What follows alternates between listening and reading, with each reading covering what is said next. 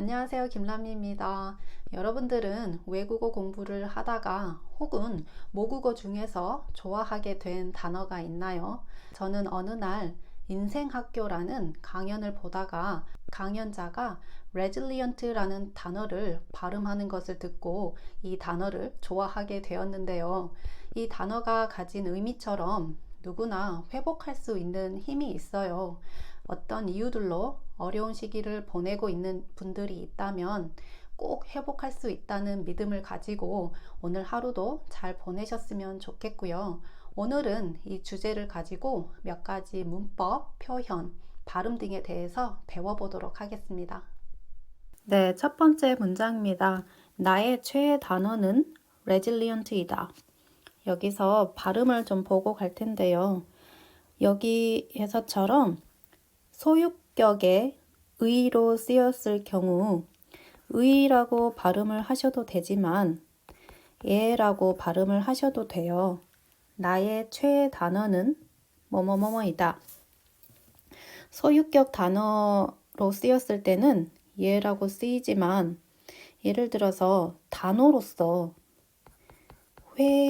회의실, 결의, 문의 여기에서처럼 의가 중간이나 아니면 끝에 쓰였을 경우에는 의라고 발음을 하셔도 되지만 이라고 발음을 하셔도 돼요. 회의실, 결의, 문의라고 발음을 하셔도 되고요. 하지만 의사, 의논, 의자에서처럼 의가 앞에 쓰였을 경우에는 반드시 의라고 발음을 해주셔야 돼요. 다음, 최애 단어는 최애라는 뜻은 가장 사랑하는 이라는 뜻을 가지고 있어요. 요즘 SNS나 이런 데서 굉장히 많이 보이는 단어인데요. 내가 가장 좋아하는 단어 뒤에다가 명사를 붙여서 아무 것이나 쓸 수 있어요. 최애 가방, 최애 연예인, 최애 가수 이렇게 쓸 수 있어요. 한창 영어 공부 삼매경에 빠졌을 때 한창이라는 뜻은 어떤 일이 가장 활기 있고 이제 활발하게 했던 그 시점을 얘기를 하는데 여기에서의 시점은 제가 영어 공부를 했을 때 그때를 얘기를 해요. 뭐뭐 했을 때 이것도 과거의 어떤 시점을 얘기할 때 사용하는 문법이죠. 오늘은 삼매경에 빠지다라는 표현을 한번 배워볼 텐데요. 삼매경에 빠지다라는 뜻은 어떤 일에 마음을 빼앗긴 채 몰입한 상태를 얘기를 해요. 어떻게 쓰이냐면 저는 요즘 한국어 공부 삼매경에 빠져 있어요. 중학생 때 게임 삼매경에 빠져 있었어요. 쇼핑 삼매경에 빠져 지갑이 없어진 줄도 몰랐어요. 여러분들은 어떤 삼매경에 빠져 있나요? 한번 잘 생각을 해보시고 연습을 많이 해보시기를 바랍니다. 어떤 사람이 이 단어를 발음하는 소리를 듣고 자, 여기서 오늘 발음에 대해서 좀 공부를 해볼 텐데요. 한국어에서는 밑에 받침과 뒤에 이응이 만나게 되면 이 받침이 뒤로 넘어가는 현상이 있어요. 그래서 사람이 라고 발음을 해요. 이 단어를 여기에서도 마찬가지로 니은과 이응이 만났기 때문에 뒤로 넘어가요. 그래서 발음은 단어라고 발음을 해요. 발음도 마찬가지죠. 리을과 이응이 만났기 때문에 리을이 뒤로 넘어가요. 그래서 발음이라고 발음을 해요. 소리를 듣고 너무 좋아서 금방 이 단어를 외웠던 기억이 난다. 과거의 습관이나 현재까지도 진행 중인 일을 얘기하고 싶을 때 쓰는 오늘 던에 대해서 한번 배워보도록 할게요.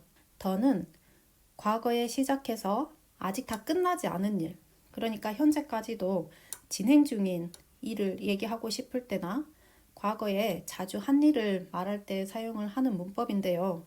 예를 들면 하던 일을 끝내고 빨리 집에 가요. 지금까지 아직 끝내지 않은 일이 있으니까 빨리 끝내고 집에 가자는 이 얘기예요. 아까 하던 이야기가 뭐였지요?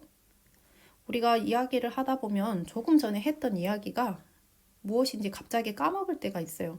그럴 때도 아까 하던 이야기가 뭐였지요? 제가 마시던 물이 어디 갔는지 모르겠어요. 제가 물을 아직 다 안 마셨는데 그 물이 어디 갔는지 모르겠어요. 저는 어렸을 때부터 언니가 입던 옷을 입었어요. 언니가 이제 입고 나서 작아지면 그 옷을 물려받고 이제 그랬던 모양이에요. 이 식당은 제가 대학교에 다닐 때 자주 가던 식당이에요. 대학교 다닐 때 말 그대로 자주 가던 식당이에요. 제가 자주 부르던 노래는 10월의 어느 멋진 날에예요. 이제 이 노래를 많이 불렀다는 뜻이죠. 뒤에는 반드시 이렇게 명사가 와요. 그래서 아직 다 끝나지 않는 일, 과거에 자주 한 일을 말할 때 사용을 한다는 거 조금 더 연습을 해볼게요. 뭘 찾고 있어요? 아까 쓰던 볼펜이 안 보여서요. 차 새로 샀어요? 아니요, 언니가 타던 차예요. 나오미 씨 어렸을 때 사진이에요? 이 사람은 누구예요? 어렸을 때 같이 놀던 친구예요. 어떻게 쓰이는지 아시겠죠? 여러분들도 오늘 이거 배웠으니까 많이 사용해 보세요. 사실 이 단어는 발음뿐만 아니라 의미도 좋다. 여기서 뿐만 아니라에 대해서 오늘 배워보려고 합니다. 뿐만 아니라는 앞에 것만이 아니라 뒤에 것까지 그렇다라는 앞에 상황에 더해져서 뒤에 상황까지 작용함을 나타내는데요. 그러니까 두 가지 일을 동시에 말을 하고 싶을 때 뿐만 아니라 라는 문법을 사용할 수 있어요. 예를 들면 그 축제에는 한국인뿐만 아니라 외국인도 참가했다. 지난주에 날씨가 추웠을 뿐만 아니라 눈도 와서 힘들었다. 거기에는 옷뿐만 아니라 모자나 액세서리까지 판다. 지하철은 빠를 뿐만 아니라 편리하다. 안토니 씨는 한국어를 잘할 뿐만 아니라 중국어와 스페인어도 잘한다. 여기에서 주의할 점은 앞에 문장이 긍정문으로 쓰였으면 뒤에 문장도 반드시 긍정문으로 써줘야 돼요. 만약에 뒤에 앞에서는 한국어를 잘한다고 했는데 뒤에서 중국어와 스페인어도 잘 못한다 라고 하면 말이 맞지 않아요.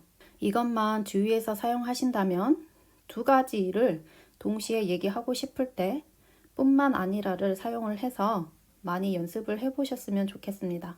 여기서 한국어로는 여기서도 기억과 어가 만나서 기억이 뒤로 넘어가요. 그래서 발음은 한국어라고 발음을 하시면 돼요. 한국어로는 회복력 있는, 탄력 있는 이라는 뜻인데 여기서 인대는 뒤에 문장을 설명을 해주기 위해서 앞에 이런 뜻이 있다라는 것을 설명을 해주고 있어요. 몸과 마음이 지치다라는 뜻은 내가 에너지를 다 써버려서 지금 너무 피곤하고 많이 힘들다라는 뜻이에요. 근데 다가도라는 문법을 한번 볼 텐데요. 다가도는 어떤 동작이나 행위가 중단되고 갑자기 다른 동작으로 바뀔 때 사용을 할 수 있어요. 예를 들면 우울하다가도 떡볶이를 먹으면 기분이 좋아져요. 우울했는데 떡볶이를 먹으니까 기분이 좋아졌어요. 갑자기 바뀌는 거죠. 피곤하다가도 BTS 음악을 들으면 피곤이 풀려요. 피곤했는데 갑자기 피곤이 풀렸어요. 공부하다가도 친구에게 메시지가 오면 바로 답을 해줘요. 어른 말을 들으면 자다가도 떡이 생겨요. 네, 이것은 이제 한국 속담인데 경험이 많고 지혜가 많은 어른들의 말을 잘 따르면 자다가도 이제 떡이 생긴다라는 것은 어떤 이익이 되는 일이 발생한다라는 뜻이에요. 자다가는 어떤 일이 벌어지기 힘들죠. 근데 이제 어른 말을 잘 따르면 자다가도 어떤 이익이 생긴대요.